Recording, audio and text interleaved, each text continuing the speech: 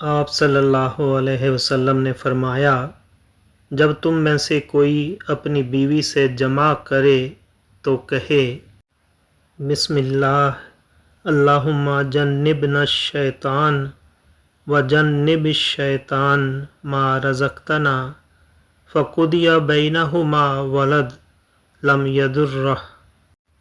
اللہ کے نام کے ساتھ شروع کرتا ہوں، اے اللہ ہمیں شیطان سے بچا اور شیطان کو اس چیز سے دور رکھ جو تو اس جمع کے نتیجے میں ہمیں عطا فرمائے۔ یہ دعا پڑھنے کے بعد جمع کرنے سے میاں بیوی کو جو اولاد ملے گی اسے شیطان نقصان نہیں پہنچا سکتا۔ صحیح بخاری حدیث نمبر 141۔